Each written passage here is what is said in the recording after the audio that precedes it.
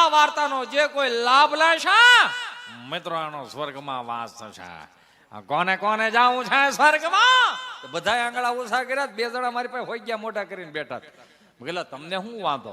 મને કે અમે આ ગામના જમાયું છે, અહીંયા આવ્યા હતા કથા સાંભળવા. બધા અહીંથી જાય એટલે સ્વર્ગ જ છે. આને અહીંથી મોકલી દે કે આવ્યા હતા કથા સાંભળવા, ડીસું ધોવા બેહાર દીધા. એ કે લ્યો ને જીજાજી, માણસો કમ છે, માણસો કમ છે, પણ તમારો માણસો કમ હોય એમાં અમે શું કામ આ બધું કરી? પૌર્ણ વાયવતી વિષ્ણુ વિષ્ણુ કરતા હતા. હમણાં એક હાહુમાં જમાઈને પૂછતા હશે, તમે કેટલા દિવસ પછી તમે આવ્યા છો, શું બનાવું? તો તમારે જે બનાવો એ બનાવી નાખો ને. એમ ના, ભરેલા રીંગણાનું સબ્જી બનાવું? કે હારું હાલો, ભરેલા રીંગણાની સબ્જી. એ તો અમે કાલે ખાધું હતું. હું સરગવાની કઢી બનાવું? હા બાપા, સરગવાની કઢી બનાવો ને બનાવો. ના, એ તમને આજે પહેલી વખત તમે આવ્યા છો, સરગવાની કઢી થોડી ખવડાવાય? ના, કઢી નથી ખવડાવી. હું ભીંડાની ભરેલું બનાવું? ભીંડાનું ભરીને બનાવો બાપા, બનાવો ને. ભીંડાનું ભરીને બનાવો, પણ તમારા સસરા નથી ખાતા. તો એક કામ કરો, મને ખેતર બતાવી દો, હું અહીંયા સરી આવું. તમે કેસા હોય છો? હા, ખરેખર અમુક અમુક આપણે નથી, અમુક અમુક પરણેલા પુરુષો ને ઘેરેથી ફોન આવે. હાલો, શું કરો છો? ઓફિસે હતો. હું હતું? બોલ ને. શું બનાવવું આજે? તારી રીતે બને ના, તમે કયો એ જ બનાવવું છે આજે. ખાટિયા ઢોકળા બને. ખાટિયા ઢોકળા તો હજી હમણાં બેનની ઘરે જમ્યા હતા આપણે. શું નકરું ખાટિયા ઢોકળા, ખાટિયા ઢોકળા. ખાટિયા ઢોકળા નથી ખાવા. બીજું કયો? ઢોસા બને ને. કેટલી ગરમી છે તમે જોવો તો ખરા. આજે 47 ડિગ્રી તાપમાન છે, એમાં ઢોસા ખવાય? તો ખીચડી કઢી. ખીચડી કઢી હું ખાવું હોય જયારે હોતી? ખીચડી કઢી, ખીચડી કઢી ભાઈ તો તારી રીતે બનાવી નાખ ને ભાઈ. ના, એમ તો મેં ગપગોટાનું પલાળ્યું છે. ગપગોટા આવે અહીં નહીં ખબર હોય, અમારે અહીંયા ગપગોટા આવે. આવડા જોક્સ તો ફેલ ગયો ને મારો.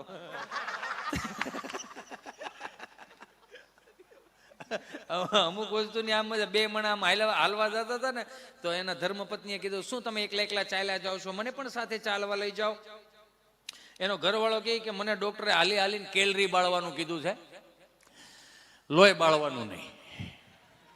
આમાં ઘણું ના લોહી બળતા હોય એટલે થાય. હું ઘરની બહાર નીકળું તેમાં એક બા બિચારા આવ્યા, મને કે જય શ્રી કૃષ્ણ બેટા. મેં જય શ્રી કૃષ્ણ બા. આલે કાજુ બદામ કિશમિશનો પ્રસાદ ઠાકરનો ધરેલો. મેં લાવો બા, કાજુ બદામ કિશમિશનો પ્રસાદ હું ખાઈ ગયો. સોમવાર, મંગળવાર, બુધવાર, ગુરુવાર, શુક્રવાર સુધી આવેલો, શનિવાર થોડુંક મારથી કહેવાય ગયું. મેં બા, આ થોડોક પ્રસાદ ઘેરે લેતા જાઓ. ઘેરે લેતી જાવ શું બેટા? મેં ફળિયામ દાદા બેઠા હોય એને આપો. એને આપું છું. ફળિયામ છોકરા રમતા હોય એને આપો. એને આપું છું બેટા. મેં તો તમે ખાઓ. હું ખાવ બેટા, મોઢામ દાંત નમળે ને મારો દીકરો તો આ ગલો ફે ઓલો ગલો ફે ચગલે રાખું, નો ચવાય તને દઈ દઉં. અરે મેં કીધું કર્યું આ કઈ આમ થોડું હોય, હાવ કઈ રીત હોય. હમણાં દાદા મંદિરના ઓટલે બેઠેલા ને તો મારથી પૂછતા પૂછાય, જય સ્વામિનારાયણ, સીતારામ દાદા. સીતારામ સીતારામ સીતારામ. આવી ગયા એમને દીકરા દિવાળીઓ કરવા. કીધું હા, હાથ બાર અમારા બાપુજીનો છે એટલે દિવાળીઓ કરવા આવ્યા. હા તો ભલે હાથ બાર તમારા બાપુજીનો રહ્યો, દિવાળીઓ ભલે અહીં કરવા આવ્યા, પણ ફટાક્યા સેટા ફોડજો. કેમ? કોકના કુસા હળગાવશો, કોકના કપા હળગાવશો. વાડીએ જઈ જઈને કાલામાંથી કપાહ લઈ લેના નયા વીએ ગયા ને તઈ કપાહ ભેળો થયો. તમારે 5 દી પૂરતું આવીને ખાલી સેલ્ફી લઈને વ્યૂ જવું હોય ને, ઝૂકેગા નહીં. ન્યા ડોહું ઝૂકવું પડે ઓળે ઓળે. નકરાની વાઈટું થઈ જાય આવા વાતાવરણમાં. અમારી હાથ પેઢીઓ ઝૂકી હતી એટલે તમે લેરે ખડી લ્યો છો ને. કોક દીક વાડીએ જાવ તો ખબર પડે. અને સીધું છે, બાપના ધંધામાં પાપ નથી એવું વડીલો એવું કે. કદાચ કોઈક વાડીએ ગયું ને ખેતરના વસાળેથી એક પાણો લઈ અને શેઢે મૂકી દો ને તો ઈશ્વર રોજી દેવા બંધાયેલો છે. તમે વિચાર તો કરો, આ કળિયુગમાં કેટલું આ સુંદર મજાની વ્યવસ્થા કરી. અને આઈ એમ સોરી કે અમુક બાપા એવું કહેતા હોય કે મારો છોકરો કયામાં નથી, એને માટેની એક વ્યવસ્થા છે. આપણે ઋષિમુનિઓ બહુ સુંદર મજાની વ્યવસ્થાઓ કરી સુધરવા માટે.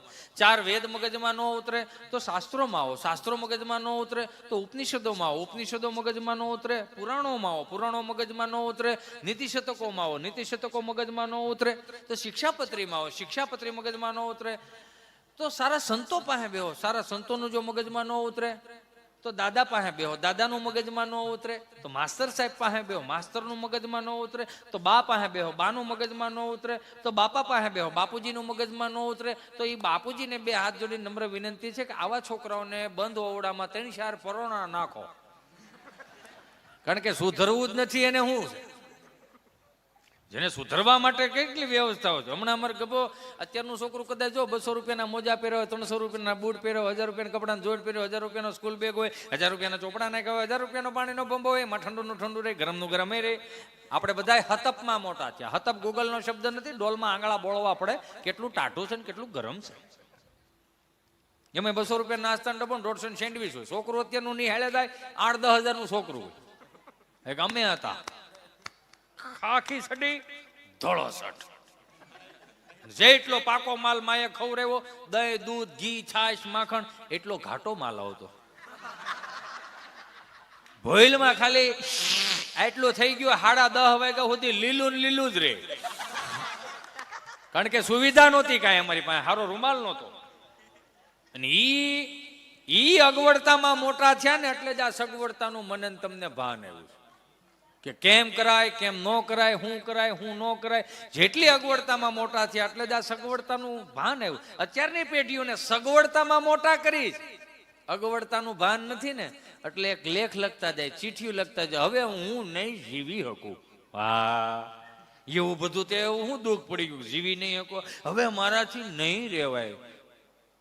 આવા દીકરા દીકરીઓને વિનંતી કરું કે જેથી તમારું મગજ નું હાલે ને તે એ સુંદર મજાના કાનમાં તમને કહો આમ ઇયરફોન નાખીને મસ્તીના તમે કીર્તન સાંભળો, એનું નો મગજમાં ઉતરે, બાપુજી પાસે જાઓ અને એક સુંદર મજાની એક હક કરીને ખાલી એટલું કહી દો કે મારા ત્યાં ભૂલ થઈ ગઈ છે, મારા ત્યાં નથી થાય એમ. એક વખત કયો તો ખરા, મરવાની જીગર રાખો છો તો એમ કહેવાની એક વખત જીગર રાખો, જીવી જાઓ. શું કામ? કારણ કે આપણા પાસે છે, આપણી પાસે પડ્યું છે, આમાંથી બહાર નીકળવાની જરૂર. છોકરું નિહાળે જાય 8-10 હજારનું છોકરું. અમે નિહાળે જતા ને લાલ પીળી લીલી ભરત ભરેલી ઠેલીઓ આવતી, સતારી ટાકેલી, ઢેગમાં મુખવાસ ભરવા એ લઈ જાય. એટલે લગ્ન પ્રસંગોમાં વપરાતી ઈ ઠેલી લગ્ન પ્રસંગમાં જ નીકળી તો ભણવા અમે એ લઈ જતા. જો ઈ ઠેલી ન હોય તો હાથી સાહેબ સિમેન્ટની ઠેલી સીવડાવતા. ઈ ન હોય ને ખેડૂતનું ઘર હોય તો હિપકો ખાતરમાંથી યુરિયા ખાતરમાં ઠેલીઓ સીવડાવતા, લાંબા નાકા વાળી. એનું નાકું જે પકડવાનું આવે ને, લાંબુ નાકું આવે, એ આમ રાખતા. અમે પુષ્પ તમારું હમણાં આવ્યું, અમે 7મા ધોરણથી આમ હાલતા હતા. હું કામ? ઠેલી લહરી ન જાય, આમ ઝુકેગા નહીં, ઝુકેગા તો ઠેલી પડી જાયગા. એટલે અમે ઉભા રહેતા હતા આવી રીતે.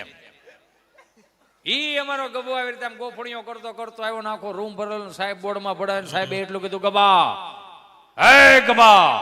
સાહેબ એવો માસ્તર સાહેબ અમે કહેતા, માં જેવું સ્તર એટલે માસ્તર. 40 વર્ષ સુધી પ્રાથમિક શાળામાં નોકરી કરી, પ્રકૃતિ કરતી પ્રેમ કરતા શીખવાડ્યો હોય. ઈશ્વરથી નજીક લઈ જવા માટે એને એવું સનાતન ધર્મની વ્યાખ્યાઓ, બે હાથ જોડીને અમને પ્રાર્થનાઓ કરાવો, બેહાડીને. મંગલ મંદિર ખોલો દયામય, મંગલ મંદિર ખોલો. આ એક જે અંતર હતું ને, ઈશ્વરથી નજીક લઈ ગયા કે તમે મંગલ મંદિર ખોલાવડાવો. આવી પ્રાર્થનાઓ કરતા અમારા માસ્ટરે શીખવાડ્યું હતું. અત્યારની સ્કૂલો અરે મને પર્સનલી કોઈ પ્રોબ્લેમ નથી, પણ મારે ખાલી એટલું દિલથી કેવું છે કે ભારત દેશ છે, ઋષિ મુનિઓનો દેશ છે, સંતોનો દેશ છે, સનાતન ધર્મનો દેશ છે. તો 25 થી 31 ડિસેમ્બરમાં તમે છોકરાઓની ડાયરીમાં એવું તે હું લખો છો કે અમારા છોકરાઓ બધા લાલ ટોપા પહેરીને હસોડા નિહાળે આવી જાય છે, કે 25 ડિસેમ્બર થી 31 ડિસેમ્બરમાં સાન્તાક્લોઝનું જે કઈ જન્મ જયંતિ કે પુણ્યતિથિ આવતી હોય એ આપણને એ નથી ખબર ને. હે, તોય અમુક મમ્મીઓ લાલ ટોપા પહેરાવીને છોકરાઓને નિહાળે મોકલો છો. નહીં મોકલો. આ ભારત દેશ છે, સંસ્કૃતિનો દેશ છે, રીતિ રિવાજોનો દેશ છે, ડાગલા ડુગલીનો દેશ નથી આ. બરોબર? અને બીજું છે અમુક સાન્તાક્લોઝના કંઠીધારી અનુયાયીઓ જે દીવ દમણ ગોવા માનતા ચડાવવા જાય છે. આપણે એને રોકવા એવું કામ જોઈએ? એને પૂરા પૂરા છે બાપા, આપણે ના થોડી પડાય એમ દાવા દો. એમાં અમારા માસ્ટર સાહેબ કહે કે એ ગભા, નિહાળનો ટાઈમ 7 વાગ્યાનો 10 વાગ્યા થોડ્યો. એમાં તો ગભો એવો એ કે હું વેલો આવું કે મોડો આવું, હું નિહાળના ટાઈમે નિહાળ ચાલુ કરી દેવાની સાહેબ, મારે વેલા મોડું થાય. પણ 3 દિવસથી ઇતિહાસ ભણાવું છું. કોની પાસે ઇતિહાસ ભણવા જાય? મારો દાદો જીવતો છે, એની પાસે જે ઇતિહાસ પીડ્યા એ હજી ચોપડે નથી ચડ્યા. તમે ભણાવો છો કોનું એ જ ખબર નથી પડતી. અને તો કે મારે 2-3 પ્રશ્નો કરવા છે. ઉતાવળ રાખો, 11:30 વાગ્યા ઉતાવળ રાખો. પ્રશ્ન પહેલો કે આ 4 ખૂણાનું ટેબલ છે, એમાં એક ખૂણે એક ઈંડું મૂકું, બીજે ખૂણે બીજું ઈંડું મૂકું, ત્રીજે ખૂણે ત્રીજું ઈંડું મૂકું. ગભા કેટલા ઈંડા થાય?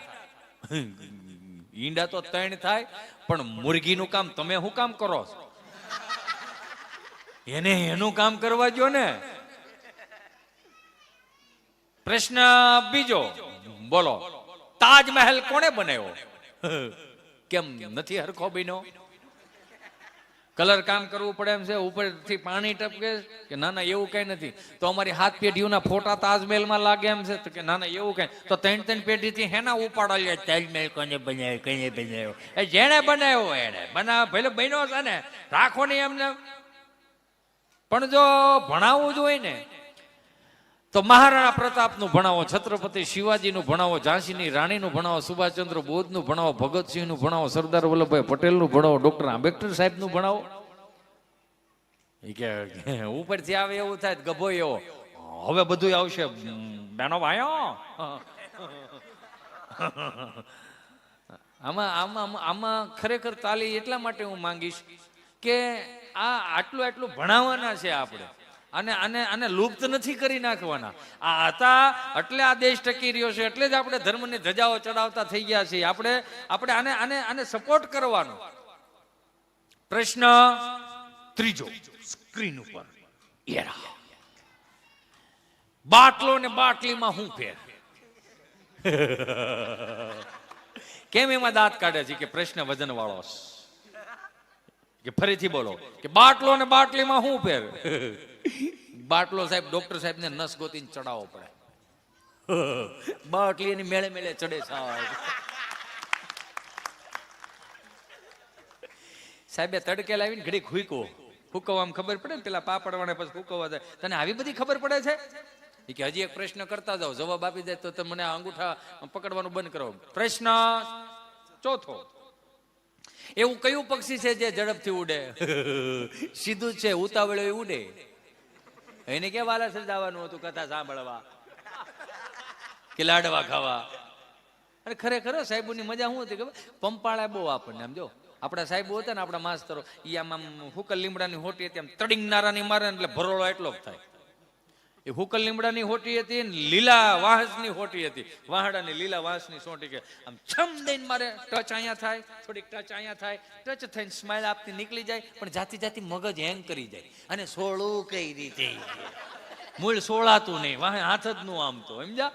ઈ માસ્ટર સાહેબોએ આપણને એટલું શીખવાડ્યું, સહન કરતાથી લઈ અને પ્રકૃતિથી પ્રેમ કરતા શીખવાડ્યું. અત્યારના માસ્ટર સાહેબ બિચારા ફોહલાવા ઘણું કરે, એક થપ્પડ મારે તો આખું ઘર નિહાળે જાય.